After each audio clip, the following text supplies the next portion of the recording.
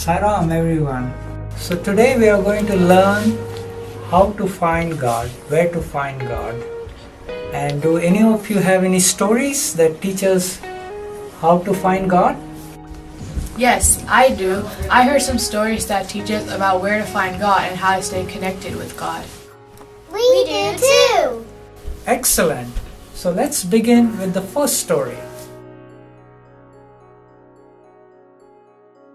In our search for God, we must first ask, does God exist? This story is about the answer to that question.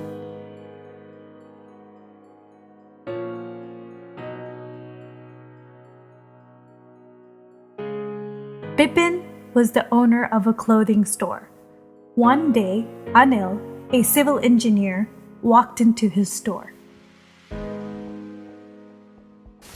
Oh, hello sir. I'm Bipin. Welcome to my store. Hello, Bipin. How can I help you today? The winter is coming and I'm kind of looking for a new winter coat. Oh, okay. I think you have come to the right place because we have a wide selection of coats and some of them are right here if you want to check them out. Yeah, this one looks good. Oh, you are a gentleman of refined taste because I think that this would work really well for you. Would you like to try it on? Yeah. Okay. So what do you do, Anil? I am an engineer. I work with the county department taking care of their roads and bridges. And winter is coming, so lots of snow, and I'll be taking care of the damaged bridges if something goes out. It's amazing what you do. With all the snow coming, be careful driving in bad weather. Well, I am careful with my driving, but I did have some incidents. I think God is watching over me and taking care of me. God? I don't know about God. I think that you should give yourself credit for what you have done and not to some God who does not exist. You don't think God exists? I don't. Because if God existed, why would there be so much pain and suffering in the world? Why would people be dying every day? Won't He take care of all those problems? Anil, a firm believer of God, was shocked, but he did not know what to say, so he paid for his coat and left the store.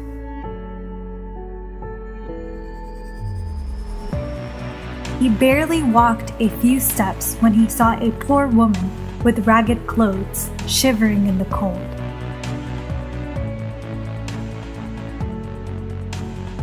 Anil felt pity for her and asked her to come back to the store with him for a minute.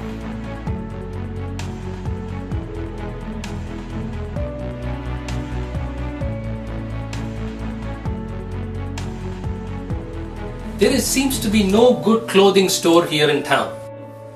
Well, how can you say that when you're standing in the biggest store around? This store has been the best since 1962. Well, then if the store is so good, how come there are people outside in rags and shivering? Well, it's not like I don't want to help, but what can I do when nobody comes to me for clothes? That is exactly my point. If people don't go looking for God or realize God, then how can God come and help them? So God does exist, whether we realize it or not. We have to search for Him in the right places and worship Him. So how do we worship God? My story answers that. Can I narrate it to you? Certainly. Let's hear the next story.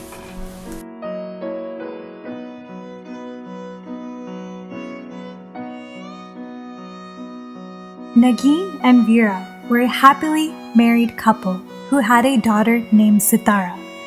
They were a devoted family and prayed together every morning. Nagin would pick flowers from her garden to decorate the altar, and Veera would bring fruits to offer to God.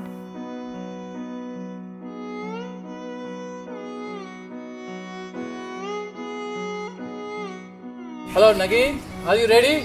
I have taken my showers. We have to start our puja. Sairam Veera, did you remember to bring the fruits I asked yesterday for our daily prayer? God, I just forgot the fruits. Yes, please make arrangements. Sitara was busy playing with her friends. Veera had forgotten the fruits for the morning prayer. He called his daughter over. He asked her to buy some bananas and gave her some money. Sitara told her friends that she had to go buy fruits and went to the local street vendor. Kiddu, I need some fruit really quickly. Here you go. Don't run, be safe. Your friends can wait. Thank you, Kiddu, bye. On her way home, there was a poor mother and son begging for food. I want some food, Mommy. Amma, I want some food. I want some food. Please give me some food. Should I give it to the hungry people? They really need food. They want food. Or should I give it to Pooja? My dad will get angry though, maybe. Will he? It's probably the right choice to give it to the people. Amma, please take this. Oh, may God bless you, child. Take this too. Sitara, what happened to the fruits? Daddy, I'm so sorry.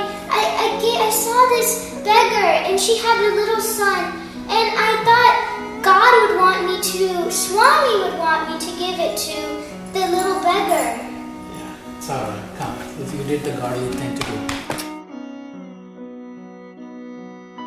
God is not found just in idols and pictures used for worship, but in the people around us. If we want to find God and adore Him, we need to look no further than man himself, for God can be found in man. It was the wonderful story. Yes, but it is not enough to just find God, worship Him, and serve humanity. We should strive to remove the negative tendencies within us. And the next story teaches us how to do that. Once, a married couple was approached by a lady who asked if she could stay in their home as a guest. In the spirit of kindness, the couple agreed and welcomed her into their home.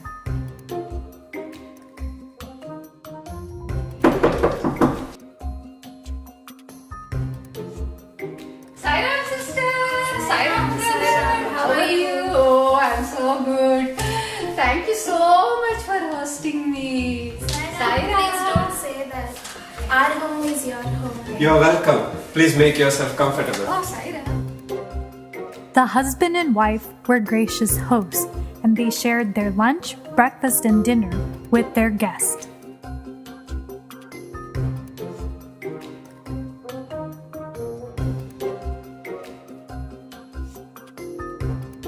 Days passed, but the guests did not leave their home.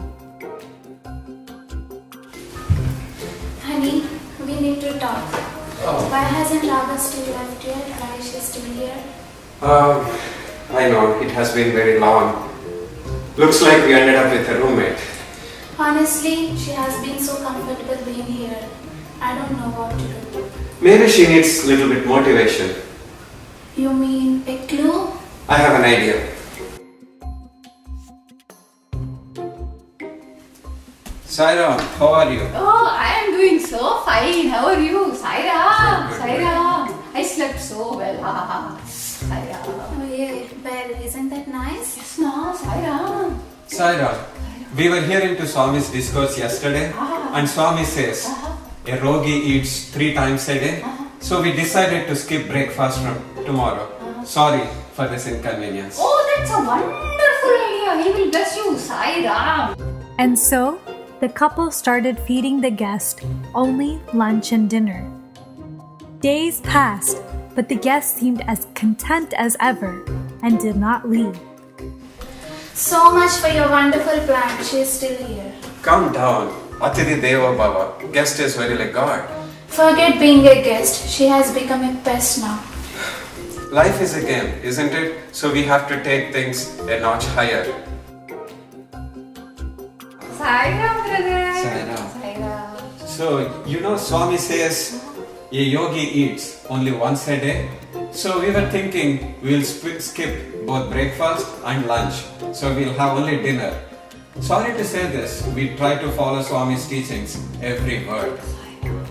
That's a wonderful wonderful idea. I am so happy. I love it. And so, the couple stopped serving breakfast and lunch and only served dinner. Days passed, but the guests still did not leave.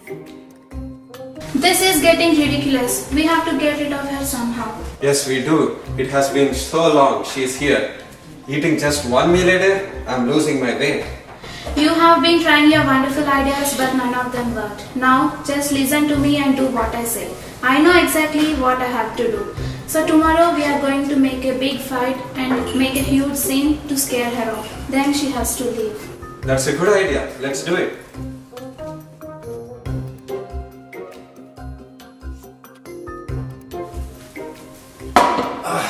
Pasta again?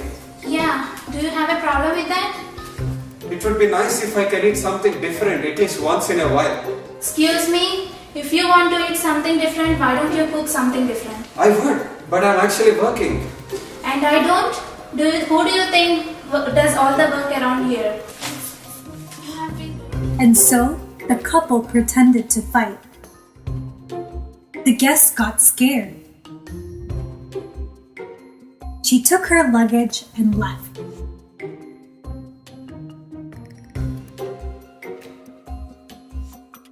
Finally, she has left. You acted so well. I never knew you were such a good actress. You acted even better than me.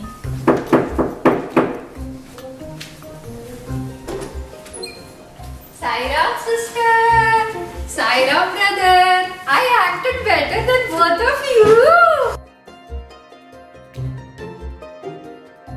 The couple thought they had outwitted the guest, but she returned. The guest in this story represents our negative tendencies. We may think that we have control over our negative qualities, but they can spring back at any time and distance us from divinity.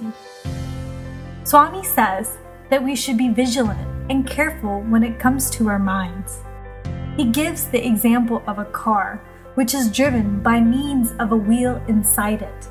When the inner steering wheel turns, the outer wheels turn too. Trying to move the outer wheels alone is pointless. In order to find God and keep Him, we have to internalize His message, practice His teachings, and vigilantly keep away negative tendencies. Swami once beautifully explained it. When asked where God is, people point towards the sky or some far and distant region. No wonder then that He does not manifest Himself.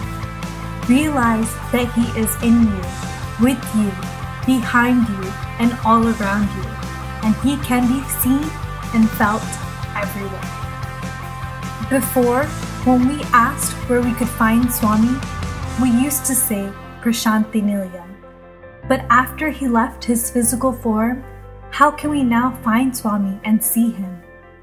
We see Him in others and in ourselves. By adoring the divinity within all, we can stay connected with Swami always. Although the loss of Swami's physical form was a difficult and heart-wrenching time, today we celebrate. We celebrate our journey from the form to the formless. Swami, you are not just the beautiful form that graced the lands of Puttaparthi. You are our lives. You are everything, and you are with us always.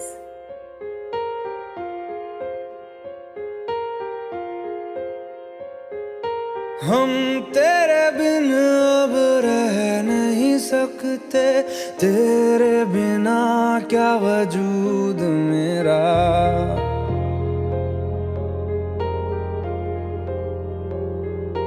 हम तेरे बिन अब रह नहीं सकते, तेरे बिना क्या वजूद मेरा। तुझसे जुदा अगर हो जाएंगे तो खुद से ही हो जाएंगे जुदा,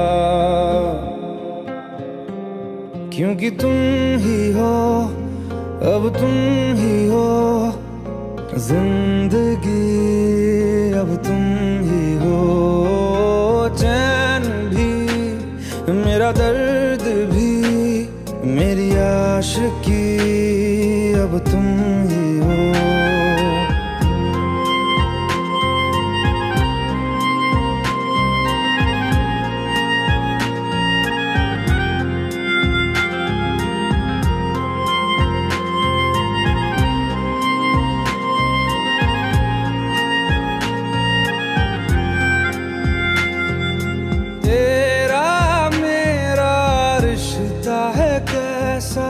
एक पल दूर गवारा नहीं, तेरे लिए हर रोज है जीते, तुझको दिया मेरा वक्त सभी। कोई लम्हा मेरा ना हो तेरे बिना, हर सांस पे नाम तेरा, क्योंकि तुम ही हो, अब तुम ही हो जिंदगी, अब तुम ही हो चैन भी, मेरा दर्द भी, मेरी आशिकी अब तुम ही हो।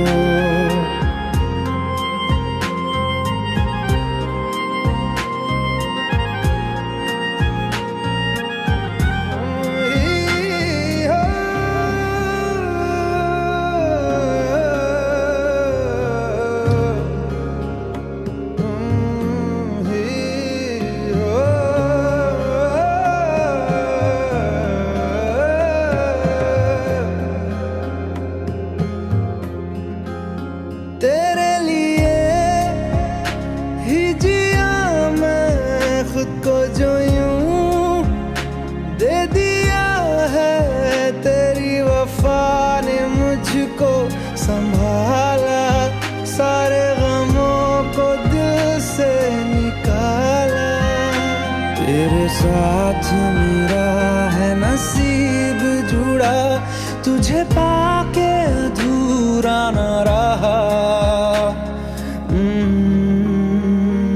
क्योंकि तुम ही हो, अब तुम ही हो जिंदगी, अब तुम ही हो चैन भी, मेरा दर्द भी, मेरी आशिकी अब तुम ही हो, क्योंकि तुम ही हो, अब तुम ही हो जिंदगी, अब तुम ही हो चैन भी, मेरा दर्द भी, मेरी आशिकी।